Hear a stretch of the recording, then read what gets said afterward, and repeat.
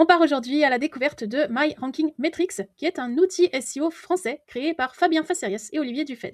Deux visages très connus dans le domaine du SEO. My Ranking Metrics, je pourrais le qualifier de all-in-one SEO. C'est-à-dire qu'il permet d'intervenir sur plusieurs piliers du référencement naturel. On voit ça en détail. Le logiciel My Ranking Metrics est organisé en deux grandes parties. Tout d'abord, RMTech avec ses trois familles de fonctionnalités, de crawl et d'analyse liées donc à la technique, l'audit technique que l'on peut d'ailleurs planifier à intervalles fréquents pour organiser une surveillance régulière d'un site web, la partie sitemap et la partie pagination. Le deuxième set d'outils disponibles dans My Ranking Metrics, c'est RM Console. Celle-ci couvre donc le SEO sémantique. Et c'est cet espace que je vais vous faire découvrir aujourd'hui, plus particulièrement la partie liée au GEO. Je me connecte donc à RM Console et je sélectionne mon projet juste ici. Alors ici, j'ai accès à un tableau de bord qui me permet de voir par jour, par semaine, quelles sont mes statistiques, le nombre de clics, le nombre d'impressions et leur évolution. Donc cette partie-là, elle est bien sûr idéale pour réaliser un suivi à la semaine, au mois, de vos projets SEO. Vous avez également dans la partie mots-clés le suivi des positions mots-clés, également l'analyse des requêtes et puis un rapport sur les pages cannibalisées.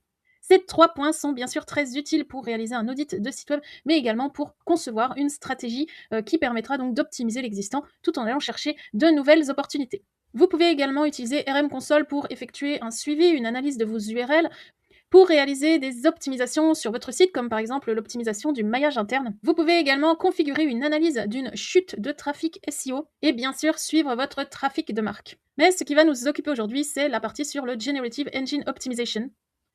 Et pour cela, on se rend dans Visibilité IA. Alors ici, j'ai déjà configuré le module. Je vous montrerai ensuite comment le configurer, c'est très simple. Et je peux voir ici donc mon tableau de bord IA. Donc j'ai accès à la visibilité générale, également la part de voix par rapport à mes concurrents, et puis également quel est le sentiment général, est-ce qu'il est plutôt positif ou négatif. En ce qui concerne la part de voix, on peut voir que donc il faut configurer ses concurrents. Et donc vous voyez qu'il y a un graphique, alors no hate, j'ai choisi des concurrents que je croise très souvent, que je connais très bien. C'était juste pour l'exemple, et en fait on peut voir tout de suite se comparer par rapport à la part de voix dans les IA. Donc voilà, pour aller configurer les concurrents, eh bien, il suffit d'aller récupérer le tableau que RM Console va générer de manière automatique par rapport aux thématiques qu'on aura définies en amont. Et ensuite, on peut aller indiquer s'il s'agit de notre marque, d'un concurrent, ou si on souhaite le mettre plutôt dans la catégorie autre. Ici, par exemple, Noise, pour moi, ça n'est pas un concurrent direct puisque c'est une agence et donc je le mets dans la catégorie autre. Alors les sources dans les intelligences artificielles, c'est bien sûr un pan important de la stratégie Géo, et donc le fait d'avoir ce système directement dans RM Console qui m'indique les sources les plus citées par rapport au thème que j'ai défini, c'est très intéressant après pour une stratégie de citation de backlink. Ici, j'ai accès aux thèmes, donc ça, les thèmes, je les définis au moment de la configuration de l'outil RM Console, et donc j'ai choisi des grands thèmes qui se découpent ensuite en prompts. Et directement sur cette vue, j'ai déjà accès donc à ma visibilité et puis également au sentiment général de réponse IA donc par rapport à cette thématique. Dans les thèmes, j'ai ensuite accès à mes questions. Donc ici, ce sont des questions sous forme de prompts qui ont été générées par l'outil. Ce qui va être le plus intéressant, bien sûr, c'est d'aller analyser les réponses obtenues. Alors ici, j'ai configuré Gemini ChatGPT et donc je peux voir le nombre de fois où j'ai été cité dans les réponses. Et d'ailleurs, je peux voir directement la réponse qui a été générée par l'outil.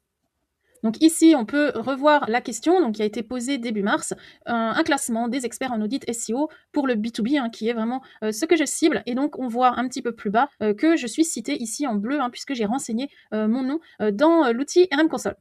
Alors avoir accès à toute cette information, tout ce détail, c'est très utile. Alors déjà, bien sûr, pour savoir si vous êtes cité, si votre marque est citée, mais également pour voir comment vous êtes cité. Est-ce que l'IA, elle répond de manière complète? Est-ce qu'elle présente réellement vos services? Est-ce qu'elle est dans le juste? Ça, c'est vraiment à aller vérifier au cas par cas pour pouvoir corriger si nécessaire et puis harmoniser les résultats que vous proposez à l'IA dans diverses sources pour qu'elle finisse par comprendre précisément ce que vous proposez. Pour chacune des réponses, vous avez également accès donc aux marques, également aux sources citées utilisées, et enfin aux requêtes fan-out. Là aussi, super utile pour le SEO, puisque derrière, vous pouvez aller créer des contenus sur ce type de requêtes. Voilà, donc toutes les requêtes, elles sont réunies juste ici. Ce qui est très intéressant, c'est qu'on a la possibilité donc d'avoir la requête, la question qui est en lien avec cette requête, et puis également les sentiments. Et ça peut être super intéressant de se dire, tiens, quelles sont les questions avec un sentiment fort, c'est-à-dire un sentiment positif, sur lesquelles j'ai une visibilité un petit peu limitée. Ça va prioriser votre création de contenu. Donc les étapes que je viens de vous montrer dans l'outil RM Console, eh bien je ne les ai pas inventées, je les ai reprises de la méthode Fox qui a été inventée justement par les fondateurs de MyRanking Metrics. Et donc l'avantage c'est qu'elle a été appliquée directement dans l'outil RM Console sur la partie visibilité IA pour vous permettre justement de conduire cette stratégie pour le GEO. Donc la méthode Fox, elle inclut bien sûr au début la configuration des questions que vous voulez poser aux différents modèles d'IA. Donc ici, l'outil va vous aider à le réaliser. Je vais vous montrer ça dans une deuxième partie. Ensuite, la partie collecte des réponses et puis analyse générale, elle est gérée également par RM Console. Donc, vous avez accès au nombre de fois où vous êtes cité, également aux sentiments et à la part de voix par rapport aux concurrents et toutes les autres informations comme les sources, les fan-out, etc. Vous avez accès donc aux fan-out vraiment stratégiques pour votre marque et sur lesquels vous devez concentrer votre création de contenu pour pouvoir développer votre visibilité dans les réponses. Et les dernières étapes, la 4 et la 5, ça va être la création de contenu d'abord sur votre propre site et puis également le fait d'obtenir des citations de la visibilité off-site. J'ajoute en bas de ma vidéo le lien vers l'article que je suis en train de vous montrer où toute la méthode Fox est décrite. Comme je vous le disais, la configuration, elle est extrêmement simple. Vous allez créer un nouveau projet dans RM Console et ensuite, vous pouvez choisir un des sites web que vous gérez dans votre Google Search Console. Ensuite, vous avez la possibilité donc de préciser quelle est votre marque. Alors ici, mon nom de site web n'est pas très connu. En revanche, j'ai mis mon nom personnel et puis le surnom que je me suis donné sur LinkedIn. Et donc, une fois que le projet est configuré dans RM Console, rendez-vous dans Visibilité IA. Et là, on va pouvoir ajouter une analyse de marque et la configurer. Donc ici, bien sûr, je vais mettre mon nom dans la partie du nom de la marque. J'ajoute mon site et puis également, on peut choisir d'autres langues si nécessaire.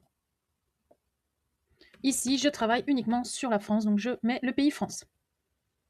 Voilà, donc vous voyez l'outil, il a été récupéré directement une autre appellation sur le site. Donc Docteur SEO, c'est le surnom que je me donne, notamment sur LinkedIn, mais également sur mon site. On peut ajouter d'autres appellations si nécessaire. À l'étape 3, l'outil va aller vous proposer des personae. Alors ici, bien sûr, vous pourrez les personnaliser, mais je trouve ça intéressant qu'il nous fasse des propositions directement depuis ce qu'il trouve sur le site web. Donc, ce champ est éditable, vous pouvez tout à fait ajouter ou modifier des personae. Donc c'est ici qu'on entre dans le vif du sujet, puisque ici on va définir les grands thèmes, les grands sujets sur lesquels on veut aller vérifier notre visibilité. Donc là aussi, on voit que ce qu'il me propose est plutôt pertinent, l'analyse est plutôt bonne.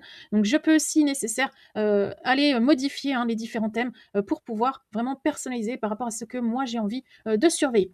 Par exemple, là, il y a PME industriel. Alors, le mot industriel est assez spécifique et dans mon cas, je préfère noter B2B plutôt qu'industriel.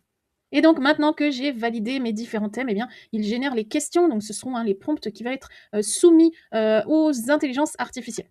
Pour chacun des 5 thèmes que j'ai définis, il me sort 10 questions. Ça me fait une base d'une 50aine de questions à soumettre aux intelligences artificielles. C'est une très bonne base pour analyser plusieurs angles.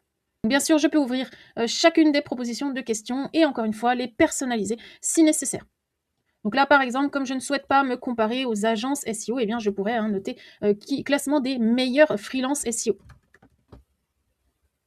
Je vous conseille de vraiment prendre à cœur cette étape, puisque c'est ainsi que vous allez pouvoir surveiller votre visibilité IA sur le long terme. Donc, il faut vraiment correctement choisir les différentes questions, les différents prompts qui seront soumis aux intelligences artificielles. Donc, dépliez bien chacun des thèmes et allez personnaliser à chaque fois les différentes questions. Pour finir, donc vous pouvez configurer l'outil, donc quelle est la fréquence que vous voulez mettre en place pour la surveillance, le jour, également quels sont les moteurs intelligence artificielle que vous voulez surveiller. Donc vous avez le choix entre Gemini et ChatGPT. Quand tout est bon pour vous, vous pouvez cliquer sur terminer et donc l'outil va mettre en place le tableau de bord que je vous ai montré au début de cette vidéo. Si vous n'avez jamais testé RM Console ou RM Tech, eh bien, je vous invite à le faire. Il y a une offre gratuite. Si vous souhaitez tester donc, cette offre avec la visibilité IA, il faudra passer par l'abonnement Silver qui est actuellement à 124 € par mois. Je remercie Fabien et Olivier de m'avoir parlé de cette fonctionnalité visibilité IA sur RM Console. Je vous invite à les suivre, notamment sur LinkedIn, et puis également à aller jeter un œil au blog de MyRanking Metrics. Il y a quelques pépites à aller lire.